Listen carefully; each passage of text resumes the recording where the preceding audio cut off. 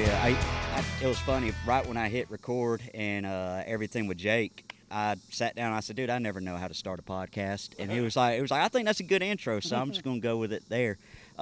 What's going on, everybody? This is MudFlap from MudFlap Outdoors on the Broken Down podcast. And I'm here with some good friends of mine, the Jack Banks Special. I know Bradley pretty well. Bradley was actually on the Broken Down sessions years and years ago when we first started the brand and all that. But, guys, I appreciate y'all sweating it out with us and everything. Now, I was kind of underneath the shade. Y'all were in the dead of heat, so thank y'all for bearing with me with that. But what's going on? What's up, man?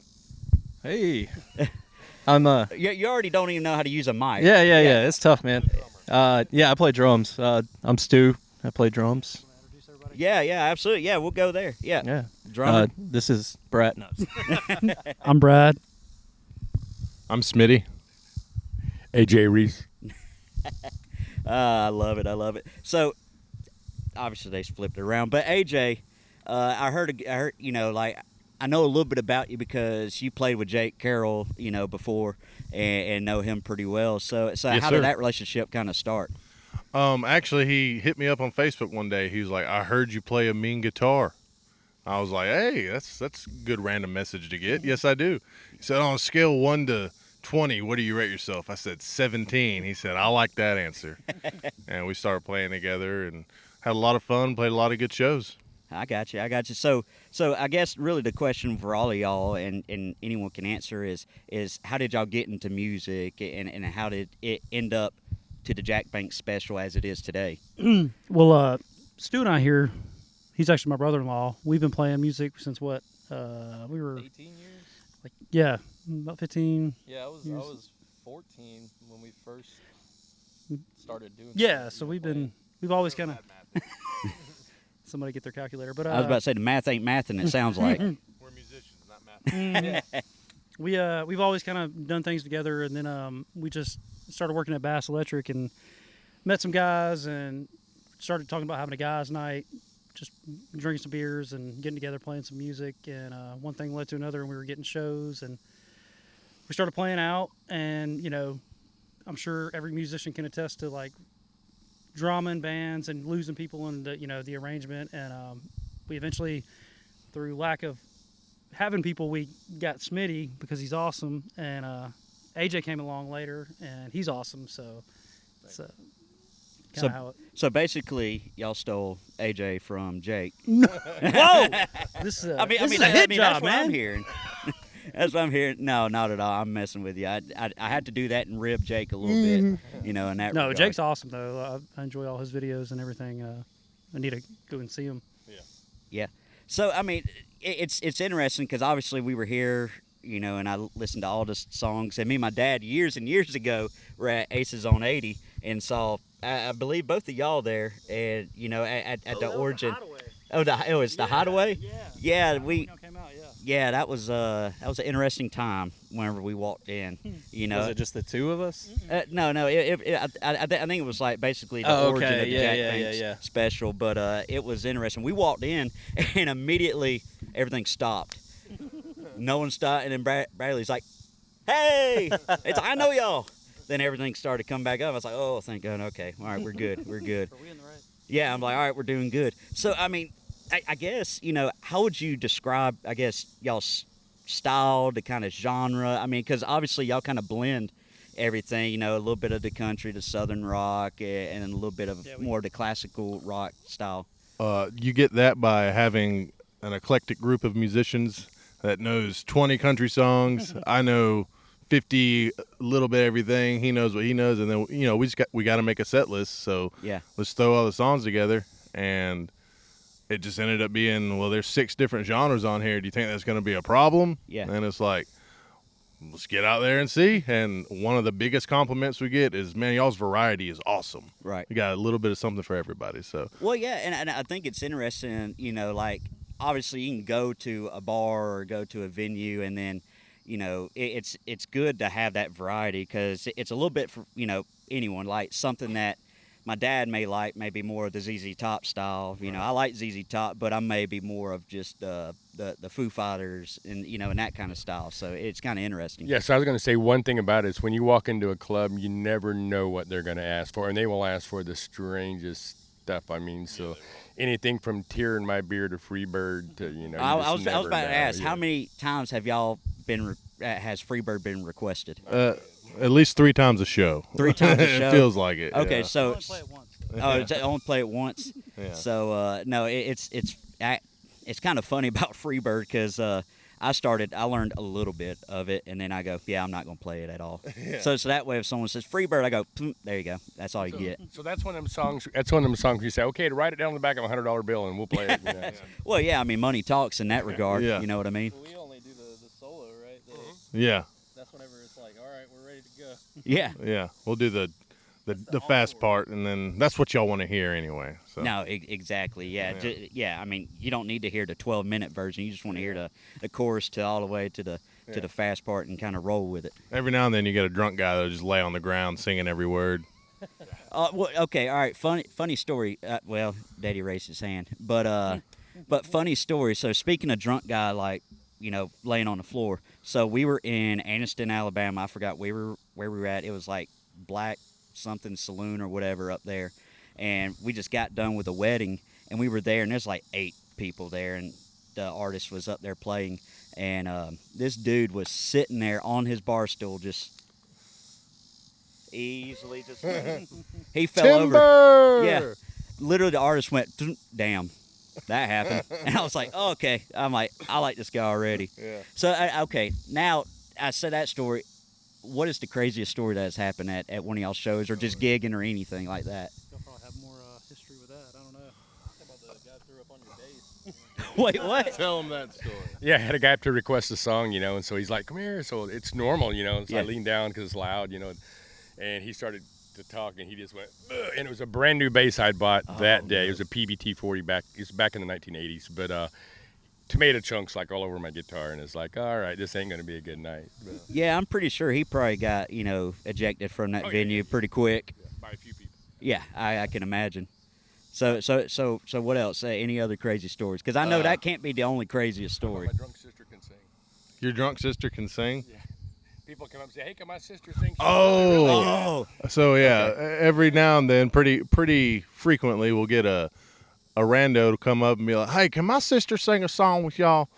And we'll be like, she's real good. She's won karaoke competitions, and that's the phrase that like they cannot sing, but curiosity always gets the best of us. Like, Well, let's see what they can do. I can imagine. I'm pretty sure when they get up on stage, it sounds like Mammy from the Whites of West Yeah. Virginia singing "Coal Miner's Daughter" or something like that. And you're like, how many packs of cigarettes have you been smoking your whole life? And Most of them could sing bass, and I got a pretty deep voice, and I'm saying that. Yeah. No, I got you. So like obviously y'all have original songs out. Kind of tell me a story of kind of how that started. Of getting that first original song out and where it's at now. Well, first one was yours. Oh, I'll take this. So the first song we cut was "Lonely Southern Night" with this group. That was a song I wrote a few years ago. It was with another band, actually. We had aspirations to record, never got to it. I wrote it. It's okay. I can play with any band. But I knew a guy that I met 10 years ago. He's in South Georgia, and he does like overflow for Nashville. When they can't record people, they'll send them down to him. Mm-hmm. And I met him 10 years ago, and I was like, let's see if this guy will give us the time of day. And I called him. His name's Gary DiBenedetto. Check him out if y'all want to record any music. Called him up, and he was like, AJ. And I was like, I can't believe you remember me. He's like, you're qualified to play any guitar in here. And we went down there, and I mean, he just opened up the place, very hospitable, and whatever we needed, he provided it for us. He made sure it was a good vibe in there, and we just got to work, and he showed us how they do it in Nashville, and that was really cool. So we decided to go back 2 more times. There you go. Yeah. There you go. Drum set, wasn't it the Marshall Tucker band? Yeah. Yeah, Marshall Tucker. The drums were really cool. It was apparently the drummer from Marshall Tucker band's drum set. So that was pretty neat. Okay, that's pretty cool to be able to say you played on that. You know what I mean? Yeah. But, yeah, I believe it. So I guess I always ask bands, musicians, anyone who will listen to anything that I have to say, you know, songwriting is such a unique, art and everything like that. I talked to Jake and said, how does he start? Kind of, how do y'all start in the songwriting process? For me, I usually start playing guitar, and I'll just kind of come up with progressions, and then get a sense for how the song I feel like sounds, how it affects me emotionally, or as far as the words go, and then kind of go from there. And then obviously having AJ and Smitty and Stu, we kind of bounce ideas off of each other. But I generally start with the music, write it, and listen to music as well, and try to be affected by it and lead me into writing something cool. I don't know. My biggest influences for songwriting is probably Dave Grohl and Tom Petty, but their method is write something. Don't bore us. Get to the chorus. So I'll be thinking of catchy lines, not even words, just na na na na na na na na, and then find some chords that go with it, and then plug some words in there until it makes sense. And that's how I've been writing for the past couple years. Before that, it was just like, I went through an experience. Let me feel emotions. Right. But now I'm starting to get a little more. I'm honing that in a little bit, so I'm trying to write songs all the time. And Bradley, he writes the bangers, though. He's written one that Smitty sings. He's got a few that he sang that we haven't recorded yet. Well, we did 2 of them yesterday. Those will be coming out soon. Looking out for those. Sleepless Nights and Such Is Love. I forgot where I was going. No, basically what I'm hearing is, before you were almost kind of forcing your songwriting, Right. and then now it's just more, hey, if it comes to me, it comes to me. If it doesn't, it doesn't. Yeah. Dave Grohl is my favorite drummer. Yeah. Dave Grohl's my favorite rock star in general. Yeah. I think Well, there's a lot of people that would agree. And that's the thing. Like, I mean, obviously you say Dave Grohl and Tom Petty. Like, I hear that those influences in the music that y'all play for sure. Cool. And then it's mandolin. That's the outlier. I'm like, okay, I love mandolin anyway, but it's like, okay, this fits it perfectly. Yeah, I was just gonna say Dire Straits. Yeah, Dire Straits. There you go. Mark Knopfler's amazing. So as far as influences go, but yeah, that's all I wanted to say. Mandolin, on the other hand, is something I kind of picked up. My dad found one at a pawn shop. I've been kind of started tinkering with it, and really like what I could do on it. I don't know if it sounds good, but for me, it's cool.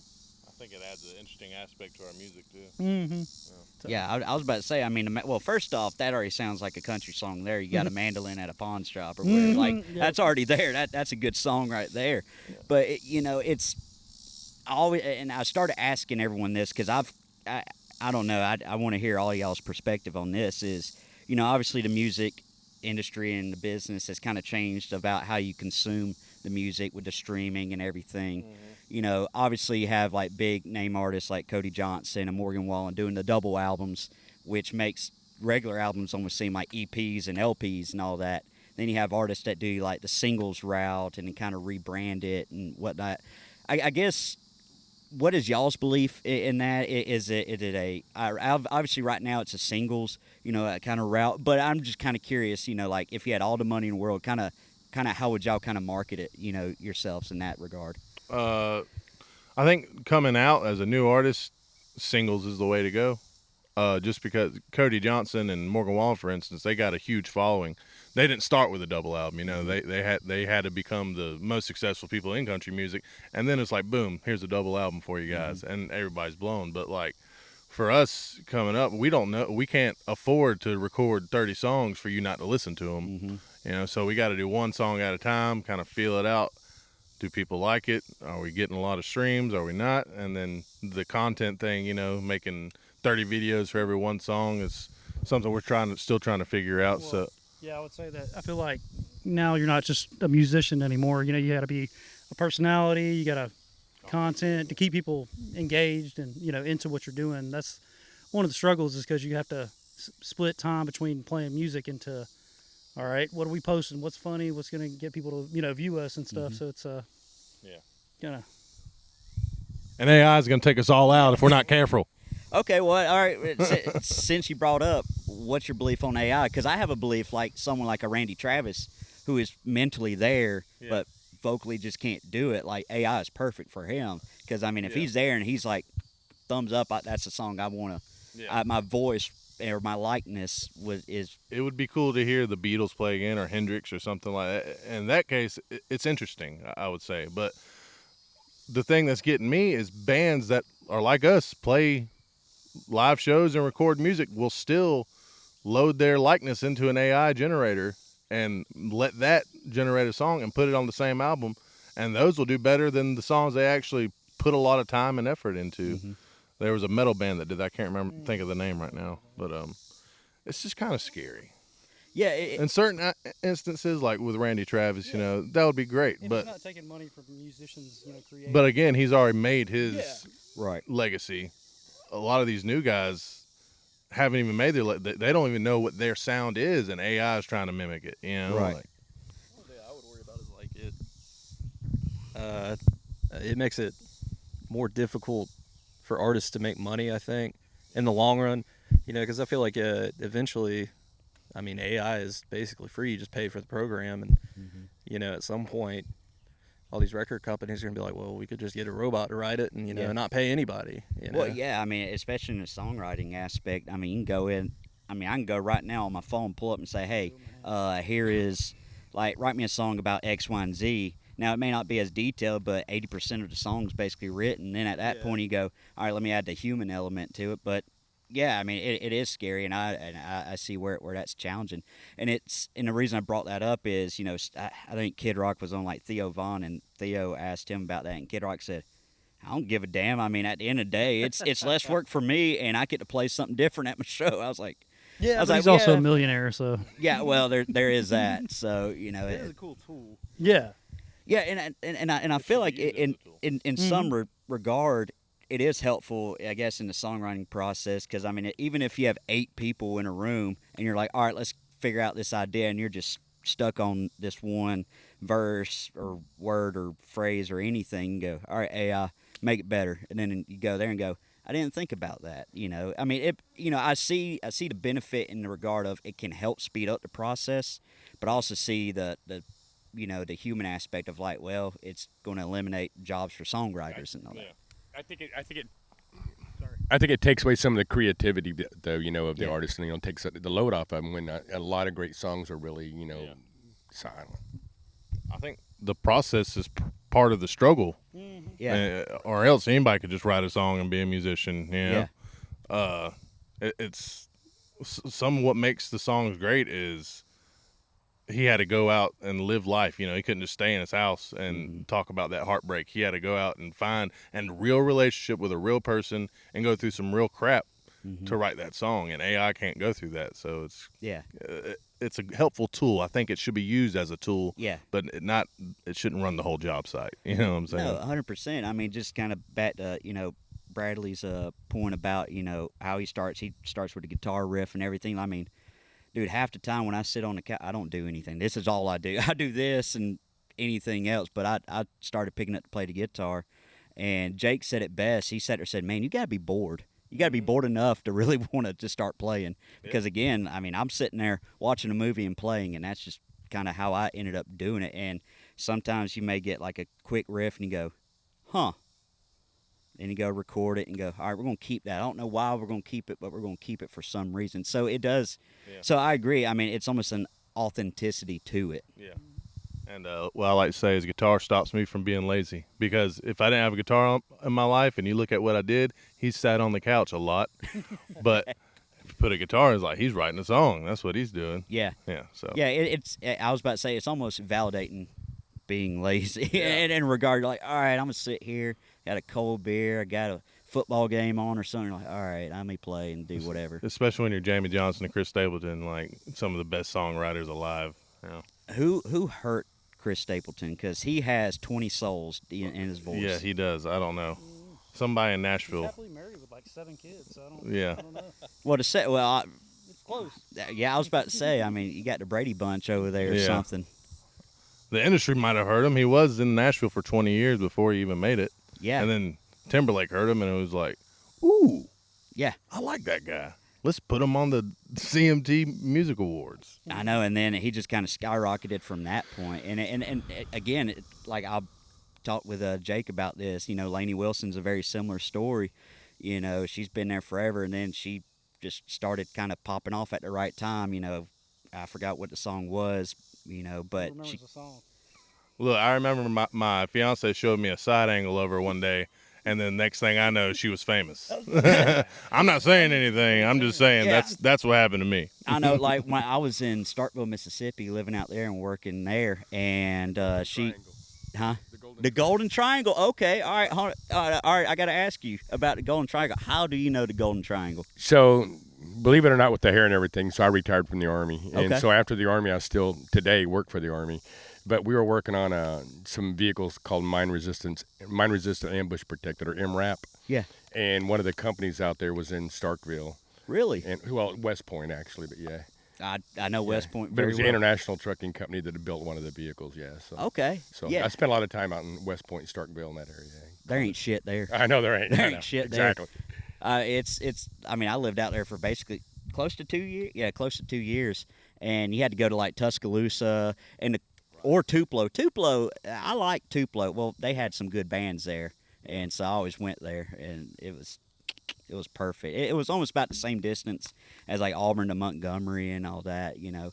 And I've started seeing a resurgence of music, if you will, you know, because there was a time, at least in country music, it was just stagnant and everything. And now you're starting to see that little bit of authenticity, a little bit more like your Noah Kahns, your Zach Bryans, and all that. And it's interesting for artists like that. You get, you know, the quote unquote saying 3 chords and the truth, and it's just very simple, broken down stuff. And I feel like people were kind of gravitating towards that, especially like with Oliver Anthony, and it's just simple stuff, which is why I started doing this, or redoing this, I should say, and bringing it back, was because I wanted that authenticity, that real, That real, yeah, the real. I don't know.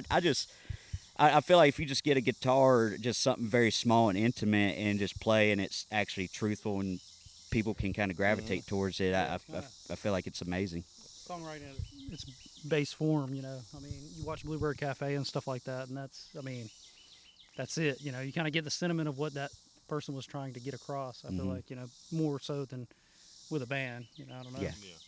I think Sometimes. with Oliver Anthony too is people forgot that that's how music used to be. Yeah. Yeah. That was music back, you know, in the late 1800s, early 1900s. Like that was Metallica. Like that was Morgan Wallen right there, the guy that can sing better than everyone else in the street. You know, that plays in his backyard on a resonator. Like that was real music. And then the production, you know, music industry gets to it, and they want to make everything like, ooh, this sold great last week. Let's recreate that, and then 50 years later, you're still recreating it's all about the trends. It's not about the music anymore. It's not about the realness of it. It's not about, oh, I forgot that certain people feel things differently from other people, and they can express it in the form of music, you know? Yeah, it's so common. No, it's interesting because I don't know. I started doing podcasts and started listening and watching podcasts. May need to figure out. I need a girlfriend. I think that's what I figured out. I need a lady in my life. Then you can't do this. Yeah, well. Hopefully, my future wife will let me do that. If you're watching this, let him do whatever he wants. Exactly, I need that.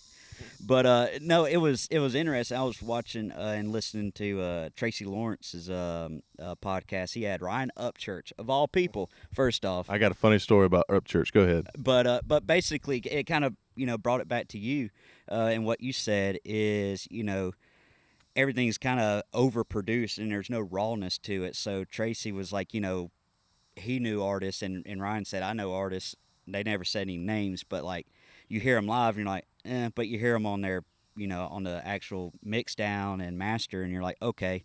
And it's just because they're taking out the highs and lows, and they're just producing it where it's just more flat. Where Tracy, obviously with his voice, he wants it all. He wants everything. I mean, it's just like George Jones and like a Willie Nelson. I mean, it's that it was just raw, and that's. And after he said that, I said, damn, that actually makes kind of sense. Mm-hmm. So what is your Upchurch story? So I was with a band years ago, probably 10 years ago, and the lead singer, we were watching videos on YouTube, and Upchurch come up, and he was like, "We need to get with a guy like that. That would solve all of our problems," because he was trending, you know. Yeah. And like Upchurch the Redneck was playing in Columbus like 2 weeks after that, Yeah. and we were like, and he happened to know the guy that was helping with the production or whatever, and he was like, "Hey, does he have an opening act?" And he's like, "No, he doesn't. He's looking for one." So he opened for Ryan Upchurch. He wasn't there when we played, Yeah. so we were like, "Dang." And during the meet and greet, he was there. Well, me and old buddy went into the parking lot and was playing guitar, and a crowd formed around us. And Upchurch was like, "Where are all these people at?" And walked outside and saw us and came up to us and met us and wanted to hang out with us. And he was a real cool dude. And it kind of takes a dark turn. I'm purposely not putting names out here. Oh man. So he invited us up to his town in, I think, Asheville, Tennessee, or Yeah. somewhere. Anyway, so he welcomed us into his home, and we were in there. We were supposed to record a single with him and do the music video and everything. And he's like, "Y'all could stay here tonight at my place. I got to do a show somewhere else in Tennessee, but y'all could stay here." And it was like a building that he had erected for the studio stuff. Well, we went and saw a show and came back, and the guy I was with, he's a joker of some sorts. He really had to use the bathroom. He had to take a shit. There's no bathroom in there. He was like, "Oh God, I gotta take a shit. I gotta take a shit. I gotta take a shit." He's like, "What if I shit in a bucket and Upchurch found it?"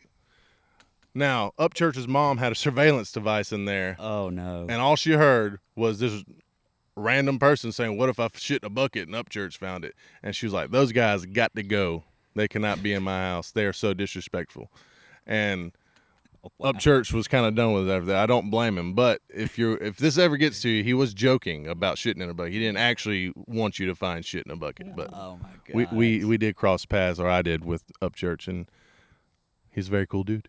Well, I mean, hell, I mean, it's a good experience, fun story right there. Yeah. And that's the thing, about music. Whether you're a beginner like me, or an expert, or if you just pick up and just know a chord of some kind, it just kind of brings you together, and you go, "Hey, man, that's cool. Hey, try this and try that," and you kind of tinker. And it's almost a small community. At least for me, I started I told Jake, and I told my buddy John Boy's story. I said, "Hey, I was like, hey, I learned to play that." "Oh, okay." And I played for him. They're like, "Okay, wait a minute, you're actually a little bit better than I thought." I was like, "What do you mean by that?" And he was like, "I can actually hear the chord." I was like, "Well, yeah, it's calloused up. That's what happens when you have nothing to do." Yeah. Usually when people say I play, and yeah, okay, Yeah. okay, and then that's probably their surprise when you have the calluses on your finger and actually strum-a-lum-a-lum. Yeah. It's like, "Oh wow, you want to write a song?" Yeah, no, exactly. But it's interesting. And that's one of the things. I just want to sit in a room and say, "Hey, I don't know what I can bring of value to this songwriting process, but I'm another voice. I have stories. Yeah. I don't know what my stories are, but I think it's interesting. You get someone that's not traditionally a songwriter, and you go, "All right, tell us about you," Yeah. and then just go, what happened through your life, and then you kind of use that as an inspiration to something else. Yeah. And I'm sure there's been plenty of stories where that's happened, where the story you're hearing is not their own. It's the story of another guy that just didn't know how to write a song. Yeah. No, the songwriting process. I mean, right now, after we get all done, y'all get packed up and head on the road, you may see a stop sign, and then 3 minutes later, you already have a new song right then and there. It's just crazy how it just happens. For me, when I get my creative juices, it's always in the shower. I don't know. I go there and I start running out. I go, "Got to write this down. I got to do this, voice memo, whatever it is, shot idea or anything." Waterproof recorder. I don't think anyone needs to hear me in the shower. Put a microphone. Yeah, just up there and just bring it down. What Bruce Buffer and all that. Yeah, I don't think no one needs to see that or hear that at all. I would say one thing we try to cultivate is people playing music, and getting into it, be it my kids or kids at the shows, 'cause that's important. I feel like it's been very important for me, mentally, and kind of getting your feelings out there, dealing with them, and put them on paper. It's very helpful. I feel like not just I mean, so yeah, we always try to encourage kids to play, and people, even whoever, anybody that wants to get into music. I feel like would benefit from it. Yeah. So, Well, and it's I feel like it's a way of expressing your I mean, not to get all emotionally or anything like that, but it's a way to express your feelings of how you want to, like approach it. Like me, I can't. If you ask me, hey, how's your day? I don't know. It is what it is. I might play 2 songs. You can be like, okay, yeah, now I know what you're feeling. You know what I mean? Yeah. Yeah, you're having a real bad day, or you're having a good day. And you just didn't know how to say it was a good day.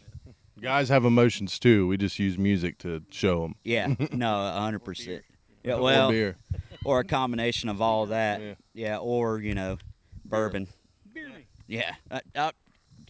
Speaking of beer, we already Brought to you by Igloo and Mick Ultra. Yeah, I Started working out, so I'm trying to drink healthy. drink healthy light beer. Yeah. Oh, wait a minute, and then low calorie diet beer. Gotcha. Everybody on the commercials is in shape, so. Man, if I ever got endorsed by a beer, I'd drink them. I'd drink them. I'd drink them. I'd be all for it. Bush Light. All I'm saying is please. Look, Or he's got a Miller. good thing going on out here, Bush Light. He needs your support. Yeah, I mean, I need to. I can't say hydrate. It's dehydrating, but I need to quench my thirst. Yeah, I'm trying to think of a cool catchphrase, but I got nothing. You know what? Just keep on keeping on, Bush Light. Go on and give me some. There you go. That's right. what I'm Keep on talking about. keeping on. Yeah, I love it. Bush Light, keep on keeping on. I think we got something here actually. Keep on keeping on. No, I don't. But I got the logos on y'all's hats. Well, not yours, but on y'all's hats, trademark. That was a 2-year process. Trying to do that. It was awful. What took so long? Well, basically, I'll shorten it up. I had to file it myself and all that, but like big companies like ESPN or something, they have their whole legal team. They could bypass and get everything there. Right. So they get it, they sit it, the form, they'll sit it on a table. That's how I envision it. They sit it on a table for about 6 months and go, all right, maybe we'll do it today, and then they'll give it to some attorney, and they'll look through it and say yay or nay, or how do we need to fix this and all that. And I was like, all right. 2 years later, you get approved. Yeah, so it's like, well, so whenever I basically rebranded to that logo, and it's on my arm too, so I have to ride for the brand. You know what I mean? If I don't ride for the brand, who else is going to ride for it? I'll ride for All it. right, there we When are getting go. our Jack Banks tattoos? Oh, yeah. A Jack I Banks. got one. It's right here. Yeah, oh, damn, on your ass. I got you. Yep. So Bradley can kiss it. That Well, we is hold down the lower end, too. that. Oh my god! I knew this was going to go south pretty quick, pretty fast, but I'm enjoying it, man. It's a good time. So how many years has it taken y'all to just accumulate all the music equipment, the guitars, and all that, the drum sets, and anything like that? I'm just curious because I just want to hear it. I think I have 4 kits now. I gave one to the church I go to because I just have too many drums. And my dad actually has a set at his house. But, I think my first kit, I think I was 12 years old was when I first started playing, which I've been playing for about 20 years. And, it was a black Ludwig. I don't know how you pronounce it. But I don't anymore. I don't Is that even. the one we played in the shed? Yep. Yeah. Yeah, that was my first That's why kit. I have tinnitus. Yeah. Yeah, we played in like the tiniest It's shed. about the size of that camper over there. You can't see it, but it's small. Yeah. But Not yeah, small, but Smaller. that was a Christmas present that I got. And from there, I have like tribal assistants from my tribe, and they give us like Christmas money basically, and I kind of use that to get the rest of my equipment. I got most of my equipment when I was in high school. So it's outdated. Yeah, It's it's all pretty old, but it still works. Brad, Hmm? you have a lot of equipment. Yeah, how long did it take you to So I've been playing since I was 12. First guitar was an Epiphone. Technically, it was a Les Paul, but it's an SG. But Les Paul before it became SG. Yeah. 3 pickup. Still got it. Play it every now and then. I think I have 15 guitars over the course of 23 years. So, yeah, there's at the end of my bed. there's about 6 foot of guitars that, stay there. So Your wife hates you, probably. yeah, it's a problem. I'm seeking help, Is seeking help. but yeah, I don't know, because they all sound different, right? Yeah, all your guitars do sound different and play differently too. I like the feel of 4 of them, and I like the lightness of the other ones.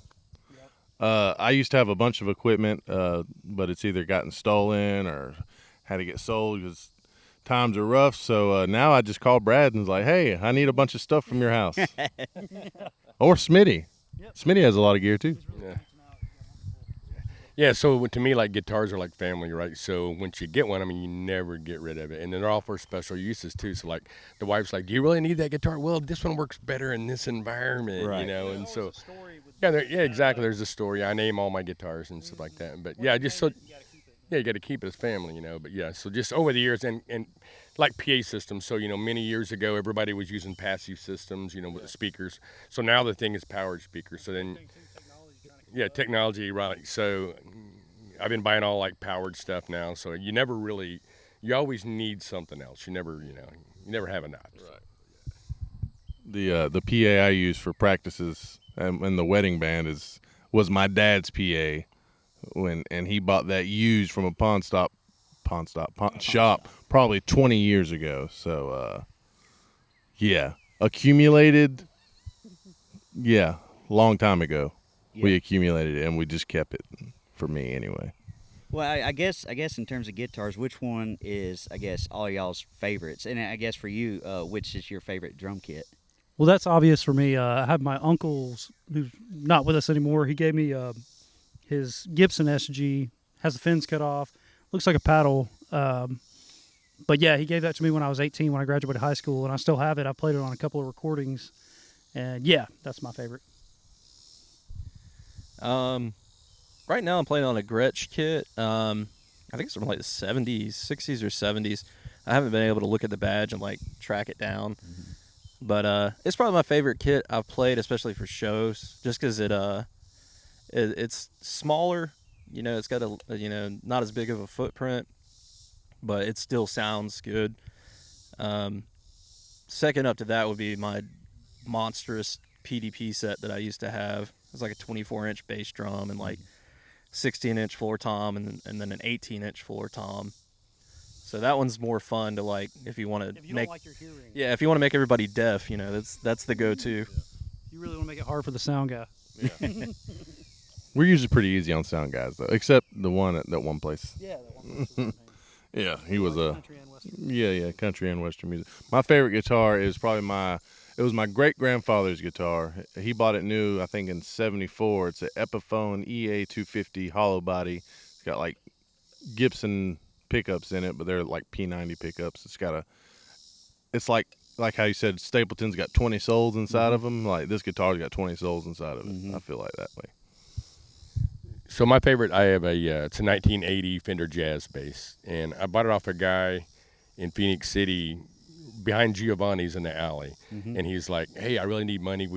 Can you give me $250?" And I said, "I'll give you $200 for it." And it's like probably a $1,500 guitar, but it's Old Faithful. I mean, that thing it's played everywhere. So yeah, great. Man, that's amazing, because I know, at least in our family, my papa, he was the one that was big into music, the gospel and everything like that, and towards later in life, he started kind of giving away a lot of guitars, and he gave me one, and I was the only one of the grandkids and his kids as well to pick it up. I played 2 chords, sent it to him, and I got 2 more guitars. I got because the first one was the Keith Urban. He had his line. That was the first one. I've owned one of those. Yeah, Anyway. I have I think it's the baby blue one. I got that one. Has his name on it, and then 2 Alvarez ones, and so identical ones. So then after that, I started playing a little bit more, and now I've accumulated 7 guitars. Oh, wow. Yeah, so I'm You have the same amount as I do. Yeah, I have a bad habit now, so I Yeah. picked it up from Papa. Start a So support group. Yeah, we should start a guitar support group. yeah, well, this is I guess Yeah. the music. We'll just meet equipment. here every week and Yeah. keep the cooler full of beer and Flea market and try to. yeah. Yeah, I'm like, well, but hey, so if you have a guitar, you can sit here and we can tell stories about this of like how'd you get it. That's a good idea. Yeah, we may have to change this to just musical anonymous. Yeah. No faces, no no names. We're like, well, Everybody Hello. yeah, I was like, well, this is where I got this.